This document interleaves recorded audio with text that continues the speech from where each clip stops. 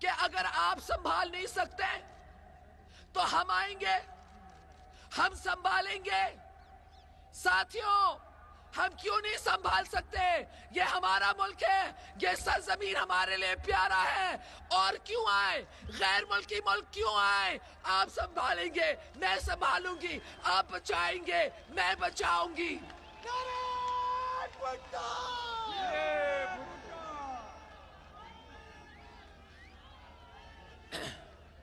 مجھے آپ پر اعتماد ہے، میرا پورا اعتماد آپ پر ہے۔ میں جانتی ہوں کہ عوام کی طاقت کے ساتھ یہ ملک بچ سکتا ہے۔ قائد اعظم نے کیسے یہ ملک بنایا؟ قائد اعظم نے عوام کی طاقت کو منظم کر کے پاکستان کو بنایا۔ قائد عوام نے اس ملک کو کیسے بچایا؟ قائد عوام نے عوام کے طاقت کو منظم ہو کر کے پاکستان کو بچایا۔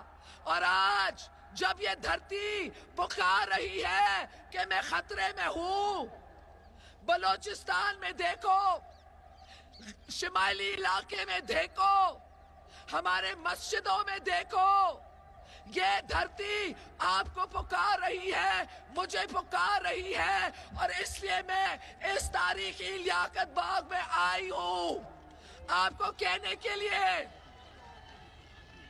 کہ تیر پر مور ڈالو۔ تیر اس ملک کی یکجہتی کا نشان ہے، اور تیر اس ملک کی عزت کا نشان ہے۔ اور انشاءاللہ تعالی پاکستان پیپلز پارٹی کی حکومت جب بنے گی تو ہم 5 نکاتی پروگرام پر عمل کریں گے۔ ہمارے 5 نکاتی پروگرام کے مطابق ہم توجہ دیں گے روزگار پر۔ ساتھیوں، پتہ نہیں آپ میں سے کتنے دوستوں کو معلوم ہے کہ ہمارے ملک کے اندر 20 لاکھ نوجوان، پڑھے لکھے نوجوان اس وقت بے روزگار ہیں۔ اور جب کوئی اخبار میں نکتہ چینی کرتا یا کوئی لیڈر کچھ کہتا تو جواب یہ نہیں ملتا کہ ہم روزگار پیدا کرنے کی کوشش کریں گے۔ جواب یہ ملتا کہ معیشت بہت اچھی ہے، آپ کیوں کہتے ہیں خراب ہے؟ آپ کیوں کہتے ہیں بے روزگار ہیں؟ ہمارا خزانہ بھرا ہوا ہے۔ ان کا ذاتی خزانہ تو بھرا ہوگا جس طریقے سے ان لوگوں نے پرائیویٹائزیشن کیے ہیں، مگر ملک کے عوام کا خزانہ خالی ہے۔ 20 لاکھ لوگ بے روزگار ہیں۔ اور ساتھیوں، اگر ہم کہیں مہنگائی ہے، لوگ اپنا تنخواہ پر گزارا نہیں کر سکتے، پینشنرز گزارا نہیں کر سکتے، تو ہمیں کہا جاتا ہے معیشت تو بہت اچھی ہے، معیشت چل رہی ہے۔ کسی کی بات سننے کے لیے تیار نہیں۔ حکومت کا کام ہوتا ہے لوگوں کے بات کو سننے کے لیے اور ان کے مشکلات کا حل نکالنے کے لیے، اور اس لیے عوام کے مشکلات کا حل نکالنے کے لیے پیپلز پارٹی نے ایک منشور دیا ہے جو ہمارے نظریے کا حصہ ہے کہ ہم روزگار کے موقع پیدا کریں گے، ہم تعلیم کو پلائیں گے، اور اس پوٹہار کے علاقے میں آپ کی بہن آپ کو انشاءاللہ تعالی ایک یونیورسٹی دے گی تاکہ آپ کے بچے اعلیٰ تعلیم حاصل کر کے اچھی نوکری لے سکیں۔ اور ہمارا تیسرا نکات ہے توانائی۔ اس لیے توانائی طاقت کے بغیر نہ کارخانہ چل سکتا، نہ ٹیوب ویل چل سکتا، ना किसी के घर में रोशनी आ सकती। और हमारा चौथा नुकात है माहौल, कि कौन से माहौल में पाकिस्तान के 16 करोड़ अवाम रहते हैं। क्या जब हमारे माँ बाप की उम्र बढ़ जाती है वो कोई अस्पताल जा सकते हैं और कह सकते हैं कि हम बीमार हैं, हमें इलाज की जरूरत है, हमारे अस्पतालों में अच्छे मशीन्स होने चाहिए, हमारे अस्पताल में दवाई होनी चाहिए। ये तो एक सही इस्लामी जमहूरी मुआशरे का फर्ज है कि वो अपने कमजोर तबके को संभाले। इंसानियत का क्या मतलब? इंसानियत का तो यही मतलब होता है कि आप एक ऐसी जिंदगी गुजारें जिधर आपके पूरे मुआशरे का फायदा हो, और हम उस किस्म की हुकूमत कायम करने चाहते हैं जिधर हमारे लोग एक अच्छे माहौल में रहें, जिधर अगर कोई एक्सीडेंट हो तो अस्पताल में अच्छा इलाज हो जाए। हमने एजुकेशन और सेहत की बात की है, और हम टीचर्स को भी संभालेंगे और डॉक्टर्स को भी संभालेंगे।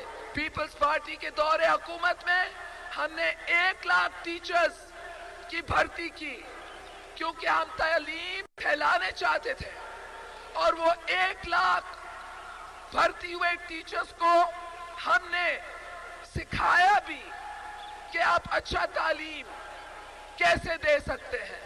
और हमने लेडी हेल्थ विजिटर्स की भर्ती की, क्योंकि हम चाहते थे कि खवातीन हमारे माओं के पास जाएं और उनको बच्चों के सेहत के बारे सिखाएं। हमारा 5वां असूल है मुसावात, रोजगार, तालीम, तवानाही, माहौल, मुसावात। इनके मुताबिक हम समझते हैं कि हम हमारे कायदे-वाम और पीपल्स पार्टी का वादा पूरा कर सकते हैं, जो है इल्म, रोशनी, काम, रोटी, कपड़ा, मकान।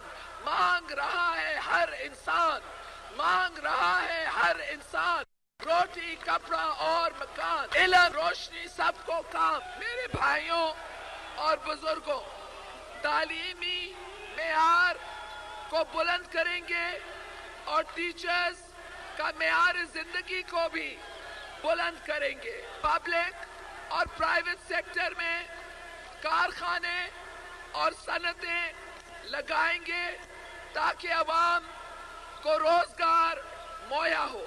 पाकिस्तान ज़री मुल्क है, हम ज़राअत को जदीद खतूत पर तरक्की देंगे। मजदूर काश कानून ILO 2000 पर नजरसानी करेंगे। मजदूरों को यूनियन साजी का हक देंगे। पीपल्स पार्टी के दौर में ना माजी में डाउनसाइजिंग हुई है, ना आइंदा कभी डाउनसाइजिंग की जाएगी। पाकिस्तान पीपल्स पार्टी ने हमेशा अवाम का साथ दिया है। पाकिस्तान पीपल्स पार्टी की तारीख जिद्दोजहद से भरी हुई है। कायदे-ए-वाम ने फांसी पर चढ़ा, मेरे 2 भाइयों को कत्ल किया गया, मेरी वालदा बेगम नुसरत भुट्टो के सर पर लाठियां बरसाई गई, आपके भाई आसिफ जरदारी को यहाँ पिंडी, अटक, लाहौर में जेल में रखा गया, मुझे जेल में रखा गया, मगर हमने अवाम को नहीं छोड़े और आपने भी हमें नहीं छोड़ा, क्योंकि हमारा रास्ता सच का रास्ता है, हमारा रास्ता इंसाफ का रास्ता है, हमारा रास्ता हक का रास्ता है, हमारा रास्ता अवाम का रास्ता है। मेरे भाइयों और बहनों, ये साल एक अहम साल है بہت سے واقعات ہوئے ہیں. اس سال میں چیف جسٹس آف پاکستان کو 2 بار نکالا گیا. ہمارے ججز کو گرفتار کیا گیا. اسلام آباد کے اندر لال